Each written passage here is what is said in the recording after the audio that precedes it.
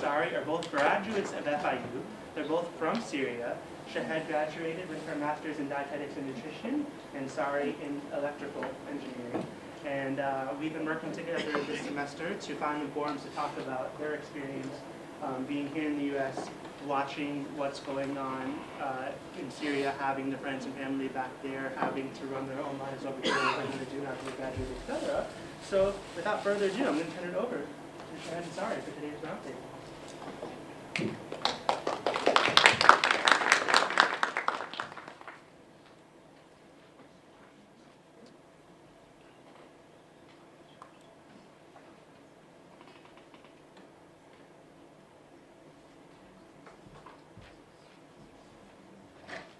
We're going to play a short video first before the presentation.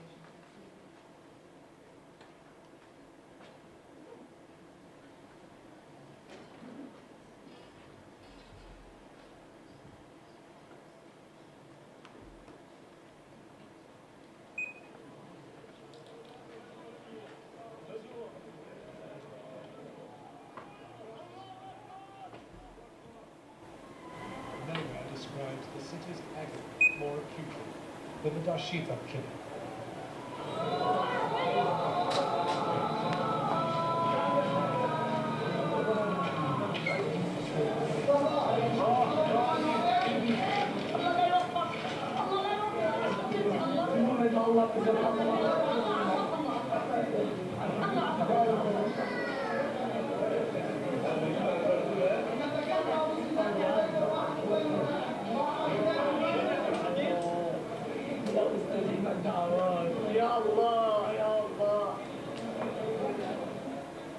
Mohammed Ablash, a boy of 12, has been working here for the past 4 months.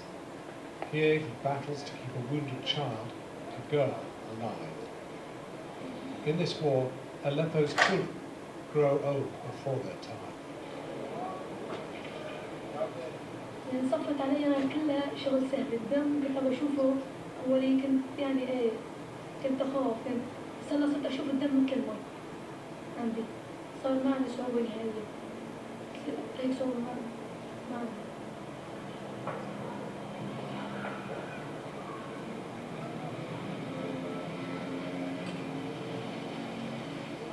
Aleppo's residents are now expert plane spotters. This is a Syrian Air Force fighter jet hovering above here. They know what that means. A deadly load is about to be dropped. Some people have even stopped reacting to the sounds of war, so familiar now after 2 years of civil strife. But life goes on. The children and young people of Aleppo still have their playtime. Girls skip, boys play marbles and table football. And sometimes children make the playthings out of the spent shells of government rockets. This one, the casing of a Russian cluster bomb.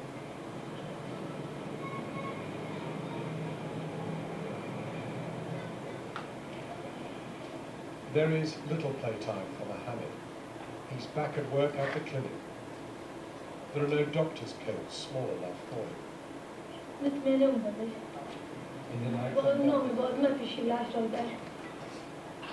And he isn't the only child working here. This is Yusuf Mohammed. He's just 11 years old. He cares tenderly for a fighter from the Free Syrian Army. This is an upside-down world in which adults are cared for by children. Before war engulfed and divided Aleppo, the city had some 5,000 medical staff. Now 600,000 civilians are cared for by just 30 doctors and nurses, along with the help of children like Yusuf and Mohammed. They are living scenes of unimaginable horror. نهار الجمعة جاءت من عند الصبحيات بعد ما خلص صلاة 40 صار بلش قصف صار يجينا جرحى بطلنا نلاحق تمت يعني جرحى هذا اللي يعني طلع وجهه بسم الله الرحمن الرحيم هذا الموصول هذا الموجس هذا المقطع الأصبع إيه كثير ما تمنا واقفين الساعة 5 الصبح عصر تمنا حتى هدينا.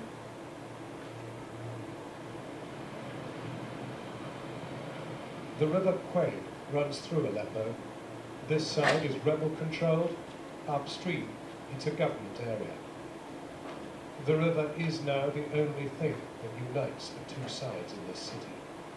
The waters are said to be sacred, so sacred that the people never fished here. But these days, they have to. It is no longer sacred. It is sanctified only by the conduct of a crime against humanity.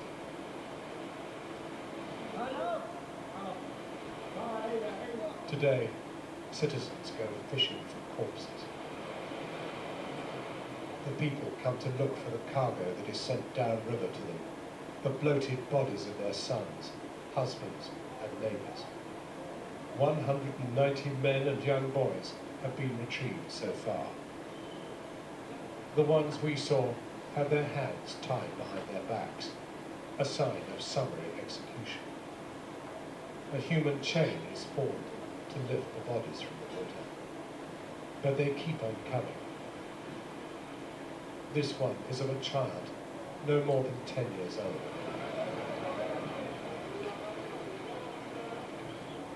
Then a naked body is retrieved, the men trying to protect its dignity with a blanket. And another. 4 corpses in one morning in Aleppo today. It's now that some peel away grief and hopelessness.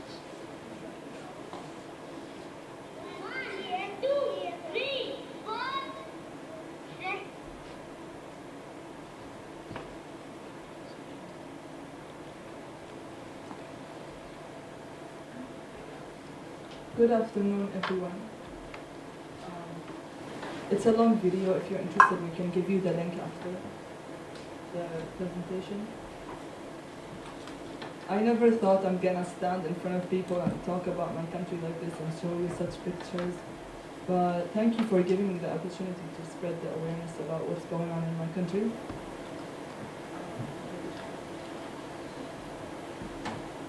My name is Shahid Ksabi. I came here to do my master's in the States 3 years ago. And when I first came, people used to ask me, where are you from? And I say, Syria. And they're like, Syria? What is that? Serbia? Where is that, Europe? And I used to get excited to be the first Syrian they meet, and I explain where Syria is, and sometimes we take them to try Arabic food. And lately, when they ask me, where are you from? And I say, Syria. And they're like, oh, Syria? Sorry to hear that. And I got a reaction like, holy crap, Syria? What city are you from? Homs? Oh my God. Like, they get freaked out. And one girl told me, oh, can I touch you? Like, as if like something, she saw something, you know, that doesn't, that is not real. Today we're going to be talking a little bit about geography, history, the regime, conflict timeline, the opposition, global players, situation. This is where the country is located. I am from a city called Homs. This is the 3rd largest city in Syria. Every summer and Christmas I used to go home, and it was really so much fun. A lot of people go in the summer.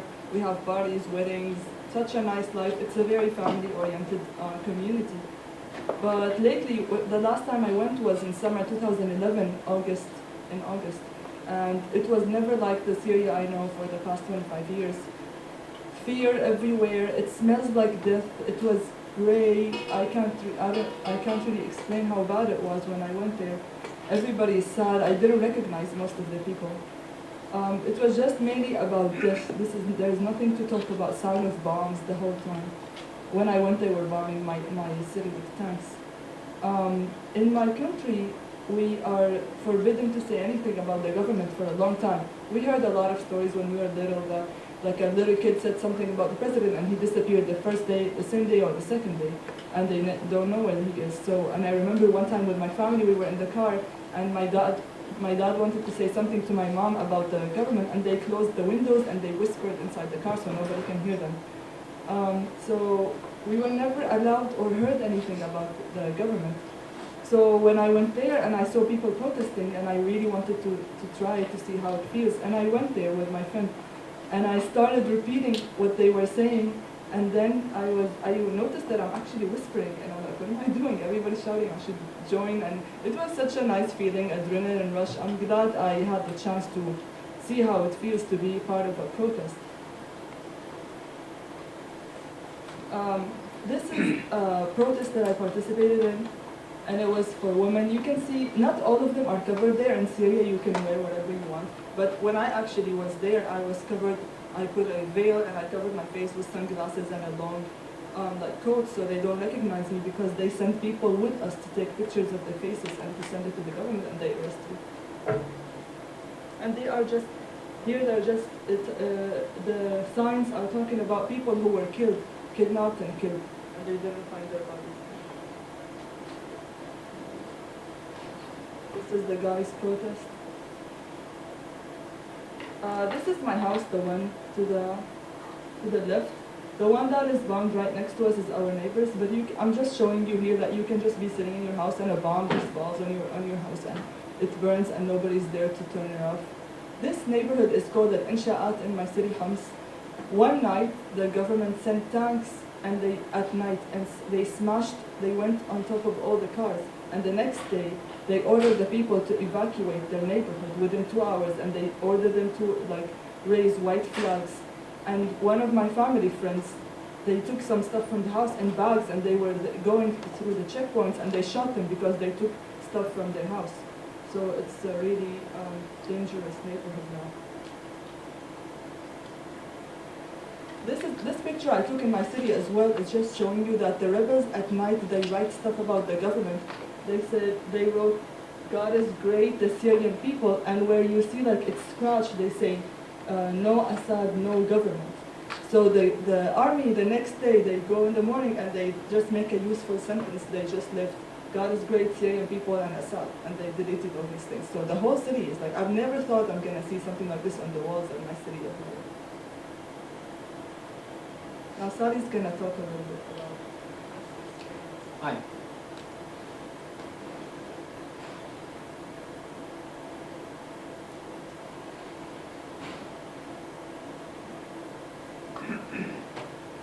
Hi, my name is Sari Kotham, and FIU alumni. As Eric said, I finished my master's in electrical engineering 2 years ago, and after that, the problem started in Syria, and I couldn't really go there. So I haven't been when it was the conflict time, but I'm going to tell you my perspective or how would that affected me while I'm here, besides the fact that I can't go back. First of all, when it starts, I don't know what's really going on in Syria because we have one-sided media, which is the government media. So whatever they say is whatever you get from the TV, and any other sources is whatever the people say through Facebook or through YouTube videos. And not all of the people or my friends or family have access all the time to that in Syria, so part of my job was check on the news for them on the internet and maybe be able to call them and tell them, you know what, this is what's happening close to you, this is what's happening in your neighborhood, things like that. I'm from the suburb side of Damascus. I'm from a city called Tal. This is how I look in the morning. And this is my house when I was there. I want to tell you what happened to my house. My mom came here last August, and it's a long trip from there. It's like almost 24 hours. And after that, I called my dad. Hello, Dad. My mom is here. Everything's fine. And the next morning, I check Facebook and I see that my city is being bombed.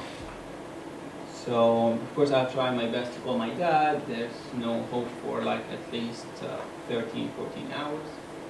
And then I was able to reach him. And he told me, oh, we just escaped. We were in the basement and we were getting bombed. But there was a time, the bombing was less, so we got brave somehow. We were encouraged to leave, and we were in the car and we just left. So that's basically what happened, and I'm somehow in a middle class family. My father works in real estate, so I'm lucky that we have different houses in different areas. So my father keep moving from one place to another depending on how bad is the situation in each area. So you can see it's the same room. It's our salon or dining area. This was a dining table here behind me, but there was no dining table anymore because there's a bomb that came over it. And you can see some destruction from the wall side as well. There's another one in the ceiling. Something interesting to be noticed here is I'm a Muslim, so first to start of all, but I went to Christian school. And this is a verse from Quran on the wall, and I also have a Christmas tree too. That is something that Shahad maybe will talk about later. And this is another bomb in the control room, the elevator room, all the electricity, all the boilers and stuff. That's another corner of destruction. This is the major ones, not the minor ones.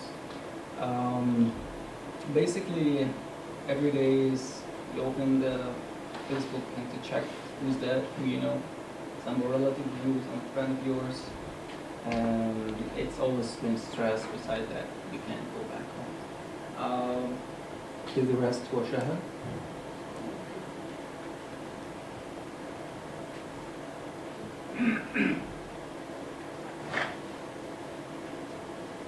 A little bit about geography and history. So, in the past 2 years now, the world has been witnessing the Syrian crisis, which evolved as a peaceful protest, and it evolved to be one of the worst modern history crises. Today is day 749 of the revolution, and now with around more than 70,000 people dead. Anybody know the population of Boca Raton? It's 85,000, so imagine in 1 month, whole Boca died. We have 2.5 million displaced and over 1 million refugees. Just to give you an idea about Syria, it's about 71,000 square miles. Florida is 66,000. We have more than 22 million people, and here it's 19 million. You can see the borders of the capital of Syria is Damascus, one of the oldest continuously inhabited city in the world. It's in a country in Western Asia, and its borders, you can see Turkey to the north, Iraq to the east, and you have Lebanon to the west, and Palestine, Israel, and Jordan to the south. And here's the Mediterranean Sea. Part of Syria's beauty is that it's home of diverse ethnic and religious groups. It includes Kurds, Armenians, Assyrians, Christians, Druze, Alawites, Shias, Sunnis. Sunnis occupy the majority with 74%. You can see here, in Christmas, like we go celebrate with them, as Sari said, and on Eid they come to our house and celebrate with us. It's a really nice community over there. Here are some important dates. You can see in the 1918 we got the independence from the Ottoman Empire, and 1946 we got the independence from the French. We had a union with Egypt that lasted for only 3 years until 1961. And then the post-independence area was chaotic with a large number of military coups and coup attempts that shook the country. And we were under the emergency law since 1963 till the beginning of the revolution, so around 40 years.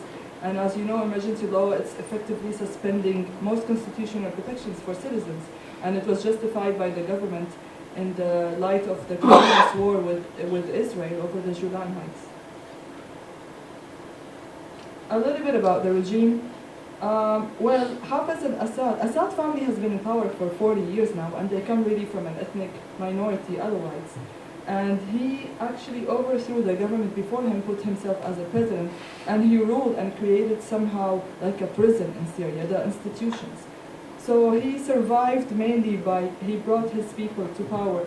His cousins, all the people from his city, he put them in power, he gave them all the most important positions. And then you have the Alawites officers married certain Sunnis, mainly merchants from Aleppo and Damascus.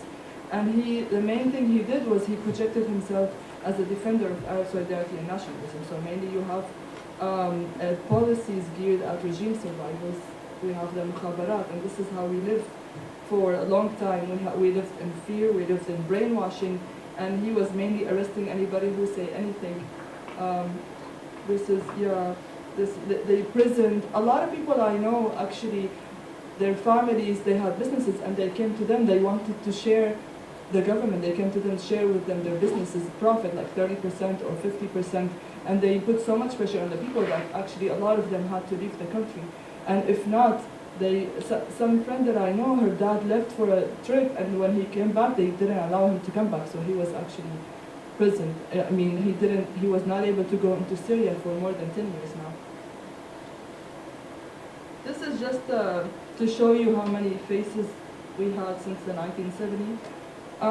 So Hafez al-Assad died in 2000, and his son was elected as president in an election where he ran unopposed. And he actually won by 99.7%. His dad used to win by 99.9%, so we thought, like, you know, we had democracy when he won by 99.7%. And they actually changed the constitution in one day because his age was 35 and he should have been 40 to be a president. So everything can happen with this government. This is a billboard. I mean, if all the visitors in Syria, they notice how they see the faces of the president everywhere on billboards, pictures, on the buildings, on the borders, and in form of statues. When I went to Homs, actually, they had a statue of the father that has been there for 13 years now after his death, and they protected him by tanks. They put tanks around it overnight to protect the statue from the rebels. Imagine all these people with tanks sitting all night to protect the statue. This one, it shows you, we have elections in Syria every 7 years, and this is to show you the years of future presidency until 2028, and they probably, if they had more space on the billboard, they would have put more years. And yeah, that's mainly how it is. We lived with these pictures in Syria. This is at the border with Lebanon and Jordan. You can find his faces everywhere. This is in the airport of Damascus. It's mainly saying, we love you, you are our president forever, and stuff like that. This is in the notebooks for schools, and on the right is his other son that died in the 1992, I think. Yeah, but he's still there. This is an interesting picture. It says, yes, we love you. And one time I was traveling from Homs to Tartus, and we had the street lights. Each one, it has a picture of his face with we love you at the bottom. One after another, after another, after another, and then after a while, when I went to the other city, I saw a picture just with his face, and "we love you" sentence came in my face, and I'm like, no, we don't. They just put it in your head that it's like without you even thinking about it, brainwashing.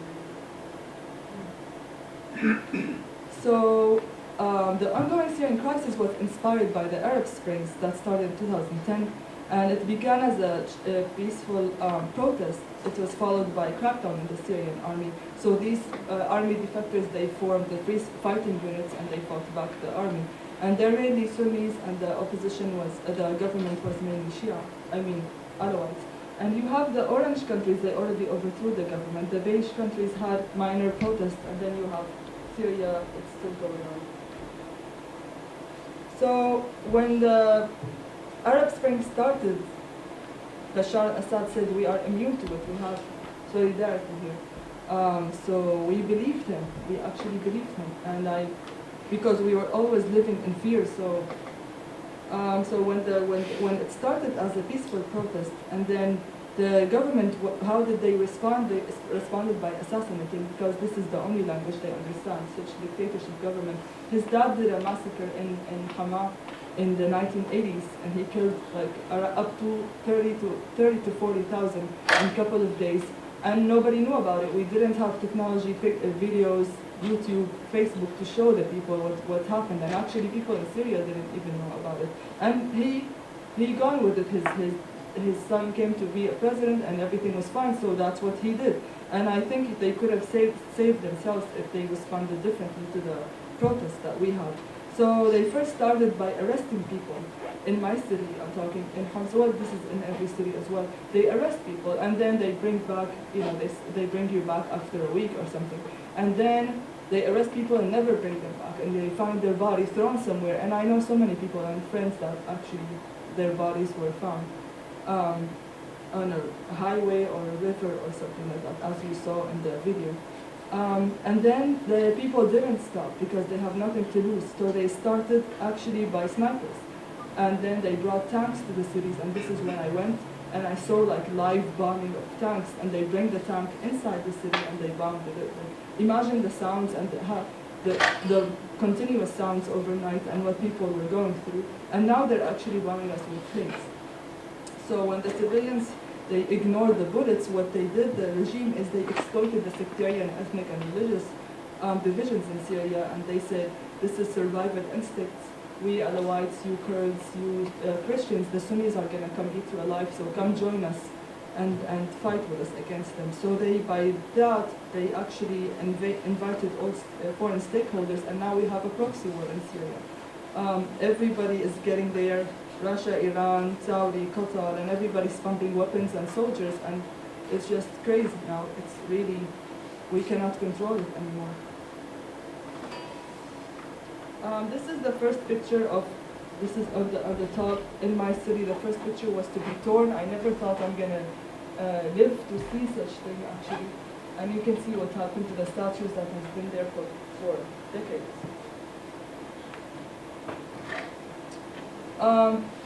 This is a missile strike.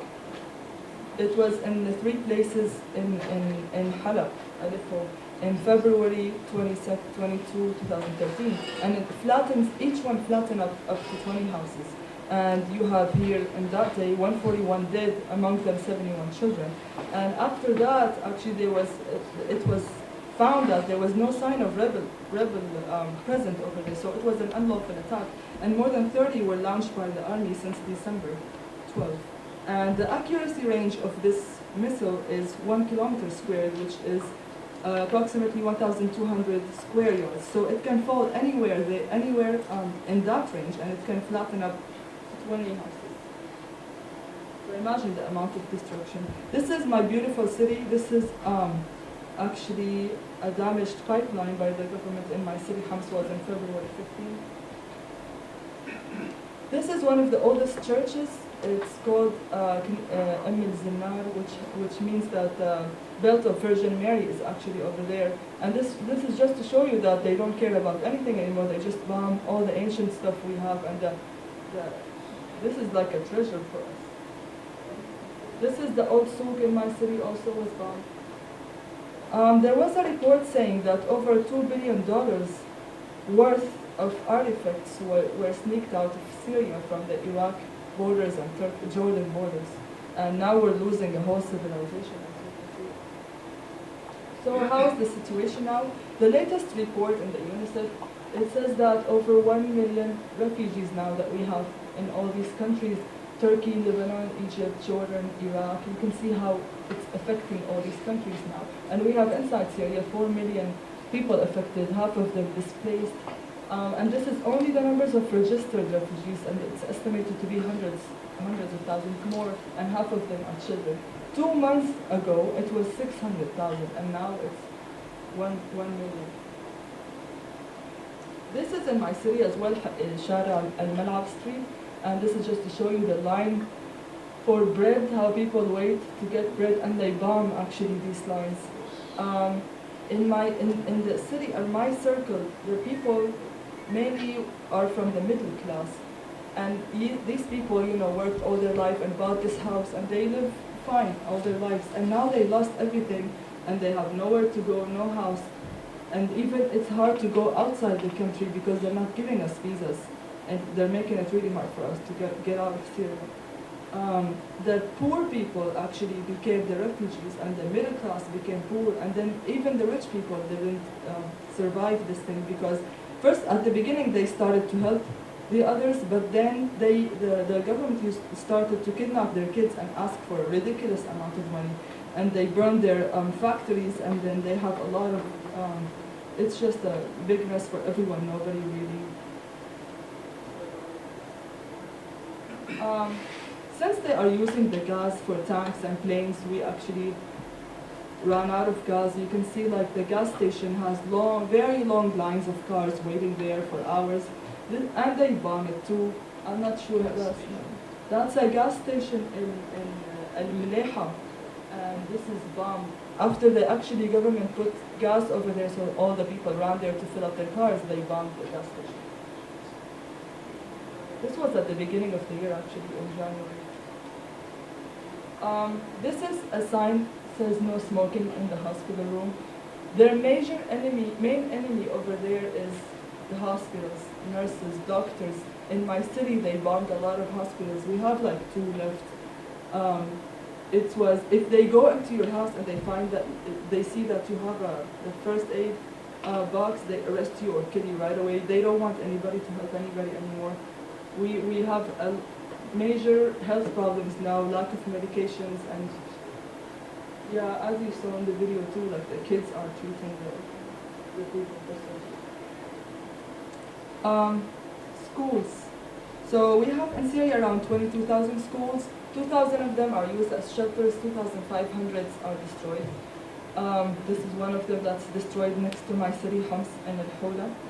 And you have now, a lot of people are actually doing homeschooling, like my family friends there, because we used to sit 3 people in a desk when it was my time, and now they're actually sitting 5 people. There are not enough schools, and they are having 2 shifts. We usually go to school from 7 to 12, that's it, in whole Syria. But now they have from 7 to 12, and then from 12 to 4. I have my 2 brothers and sister, they still go to school over there, and it's very dangerous. If every day my mom wakes up, call her friends in the neighborhood of the school and ask them if the situation is fine so they can send the kids over there.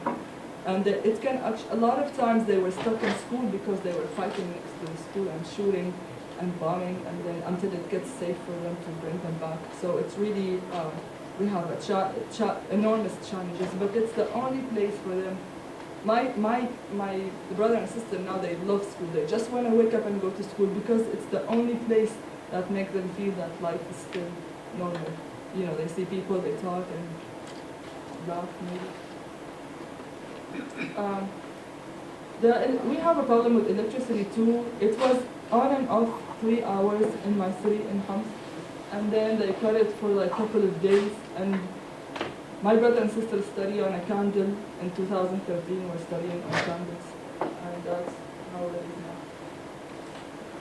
These are piles of garbage just to show you that because the government's not destroying it or sending anybody to clean it.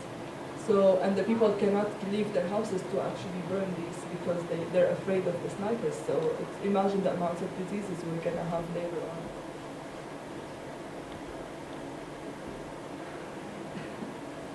Yeah, it's really sad to talk about my country like that, but I really hope nobody goes through this.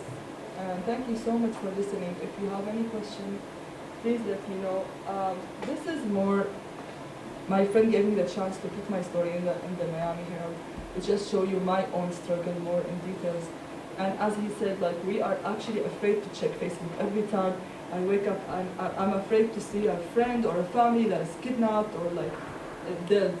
And even like when I talk to my mom and she's like, do you know this person? And like, what happened? Is he dead? Is he kidnapped? Is he arrested? She's like, no, he's fine. It's just like, she will be talking about something else. But we're really afraid every day to hear about the news. And it actually happened until one day I open my Facebook and I see a message from a friend and she's telling me, oh, I hope your dad is fine. And then it turned out that until I got to my family and knew he was arrested for 8 days. But it's really hard because you cannot do anything from here, you cannot go. So this is mainly our struggle as Syrians inside and outside, and this is nothing compared to the ones inside. If you have any question, please let me know, and thank you so much for listening.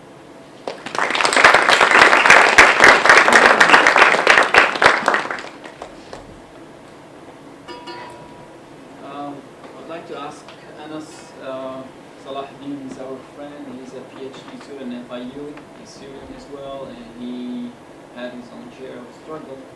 And I want to ask him to come over and also answer your questions with us, if you don't. So let's start with questions. If you have any questions.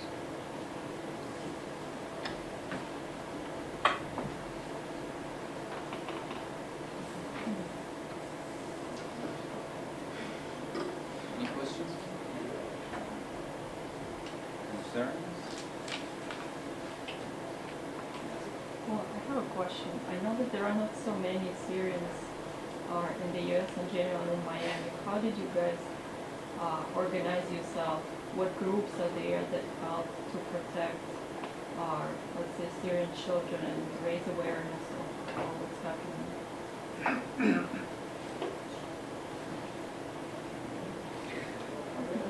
I'd say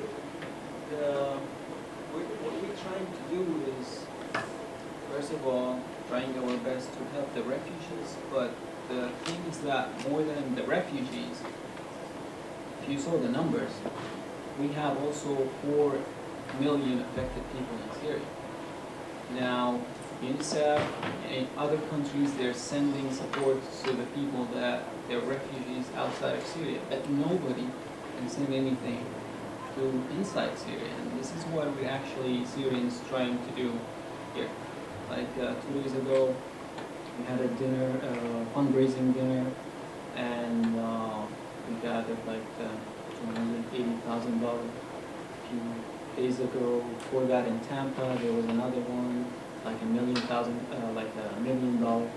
And what we're trying to do with that money is that we're trying to get aid through Turkey, and from Turkey, smuggle it in to Syria. So we can't send much, we can't help a lot of numbers, but we're trying our best to compensate what everybody else forgot, which is everybody's sending money, everybody to the refugees, everybody's trying to help the refugees, but nobody's actually getting to the real issue, what's causing these refugees. Everybody stands still there. They say, oh, we're going to do that, but it's been 2 years. So nothing really changed that. You touched briefly on this during the presentation, and you were saying that Syria's kind of become this proxy war for other regional interests. And so I wanted to know what are the other regional interests that are really pushing this money and supplies into Syria? And then the second question was that tactic used by Assad to kind of divide the people? You said to have Kurds and then Christians join the Syrians. Has that worked in Syria? Has that worked in having them mobilize those other minorities to kind of combat the rebels? Yes, 2 questions. You're asking about the countries that are actually have interest in Syria or they're actually mobilizing. I would remember, well, I can name a few actually, be that as Russia, Iran, and China. These are the major contributors to what's happening in Syria. Russia and China used the veto twice at least, that I know of, twice at least to actually block UN resolutions to solve the problem. Iran is sending tech support. Sometimes it's personnel, like, especially with tech support, like monitoring people, especially at the beginning. For the other question, Let me tell you something more about this. The country Anas mentioned, they're supporting the government. However, on the other side, that's supporting the people, which is not that strong in my opinion. They're the other countries, the ones that left. Now, I'll give you an example of the interests of these countries in Syria. For example, Syria is the only ally left for Russia in the Middle East. So, if the government, Assad government goes, their power somehow in the Middle East is gone. That's number one.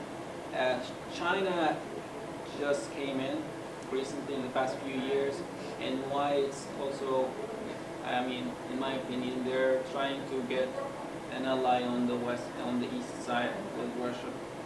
Now, Syria is the link between Iran and Hezbollah and Lebanon. It's actually their only link.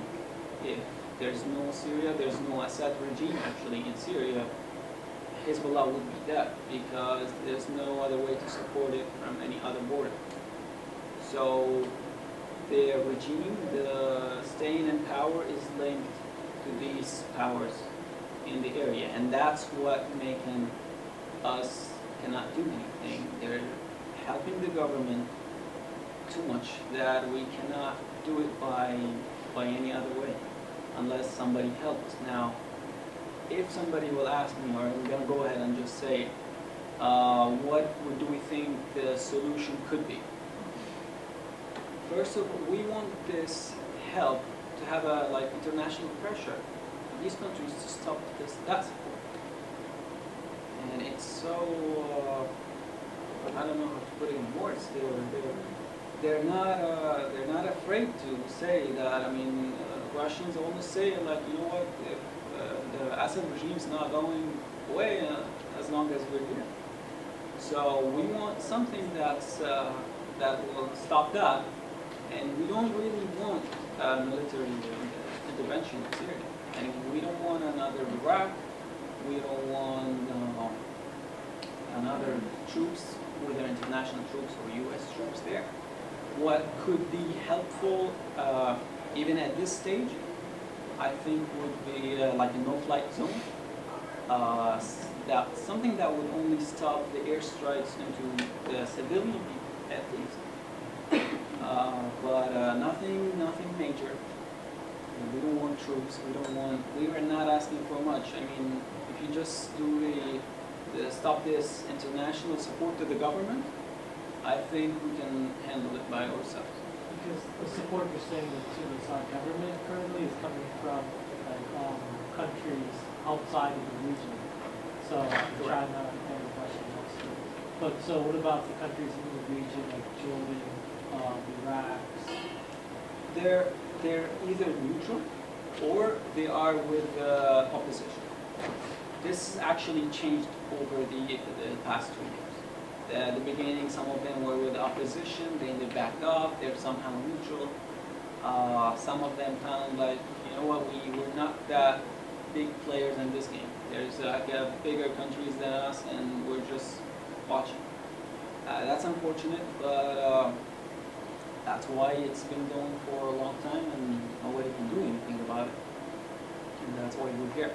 About the inside, there's it is happening at some point because there are some people who are now starving, they have nothing, and the government pay them to go kill us or find the rebels or stuff like that. So they are actually making us fight within each other. This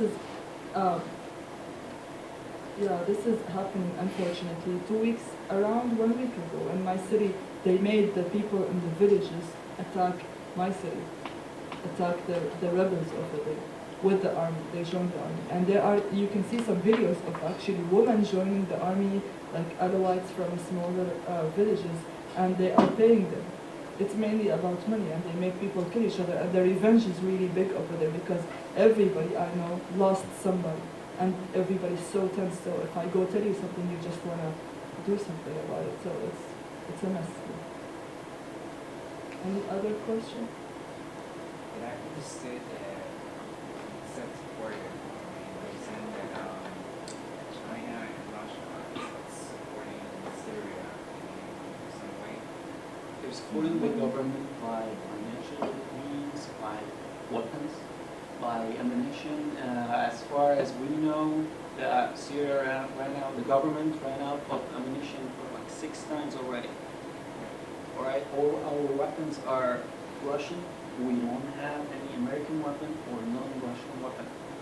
We have actually Iranian weapons.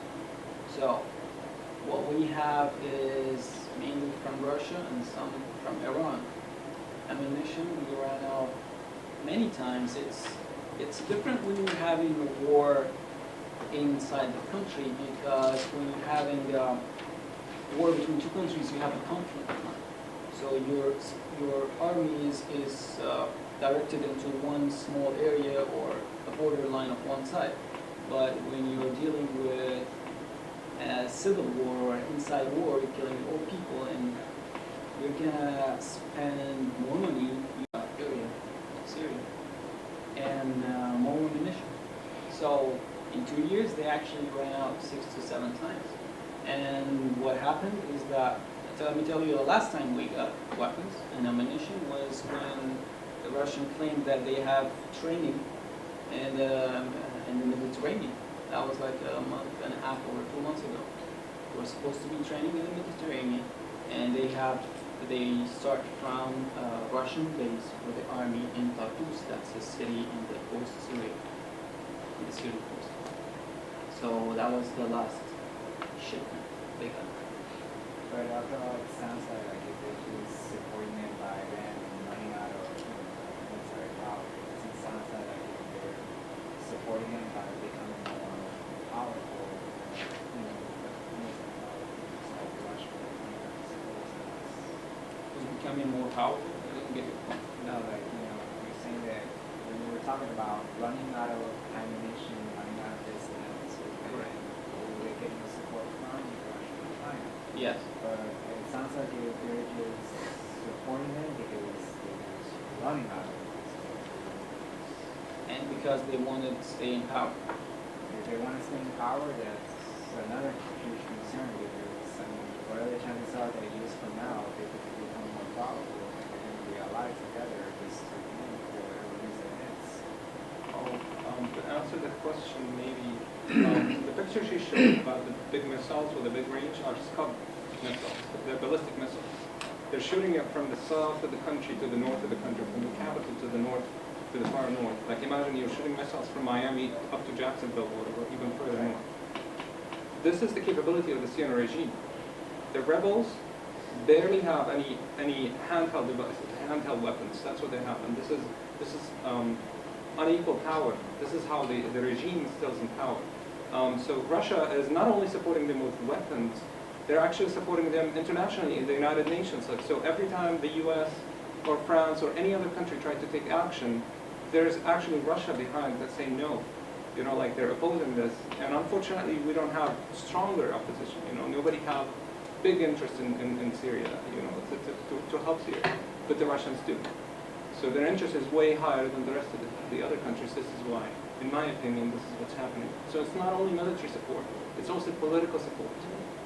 It's mainly the afraid of who's gonna come after this regime, because we have now, because it's a proxy war and the situation over there, this invites all the extremists to come. So we have Al-Qaeda, Wahhabiyyin, Muhajirin, all these groups that I've never heard of before, and they're actually thriving over there, and they're getting support with weapons. And I saw something that actually the countries that have them, they're paying them money to go to Syria so they can get rid of them. So Syria has all these extremists already that we don't want them, and we can't even live with them. So everybody's afraid who's gonna come after this president, because it's gonna affect the government, because it's gonna affect the whole region, and you have the border with Israel also, and everybody just afraid of who's gonna come after. So they're doing anything to keep them until they figure out what they want to do after, so they can. So it's really not in our hand. They're not giving us the chance to have free elections, elect our own people who we want them to be in the government. They're not giving us this chance. And this is what we want, and everybody's standing against us for 2 years now. And if they interfered 1 year ago, it would have been way easier than now, not militarily, but putting pressure. Because now we have all these extremist groups, because we don't even know where to go with these, and they didn't just come to help us, and when the government falls, they will say, okay, nice to meet you. They all have bigger plans and goals in this country and region. Did that answer your question, or is it somehow? Okay.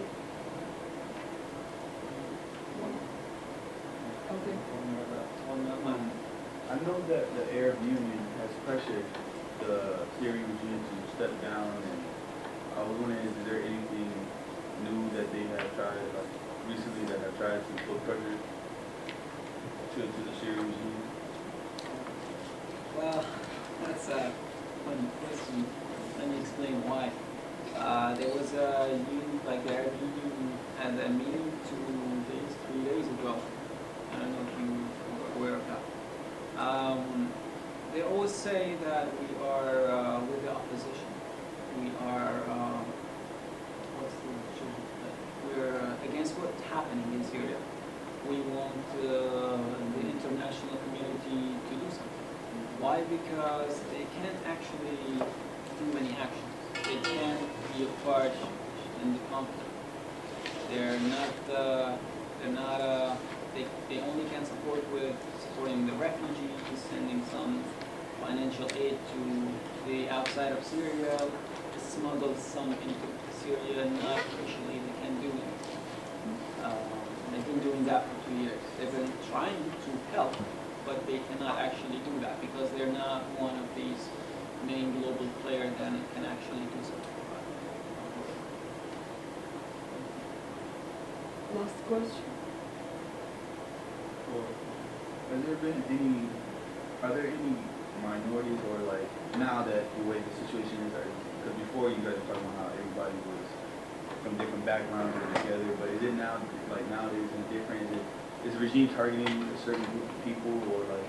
Yes, it is different because we lived in brainwash. I mean, yeah, well, Christians were supported by the government for a long time, and now they're telling them, oh, you know, if we leave, then there's nobody's going to protect you, and the Sunnis are going to kill you, so you better stand with us. They're making us fight with each other. Well, and you have also like the brainwashing with the system with the father, Hafiz al-Assad, that he's been doing for 30 years. It actually made us believe that, you know, it's really sad. It made us. Okay, let me give you a personal example. All right, I have lived in Damascus, in the old city of Damascus, which has the most diversity pattern. And my school, I went to the Christian school, as I said. Why? Because it was the best education. I'd say my friends are 90% Christian because of that.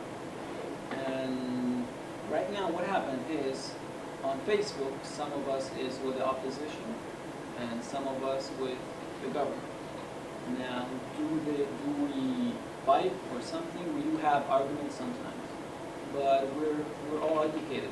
We're friends one time. We never blocked each other, so that didn't happen.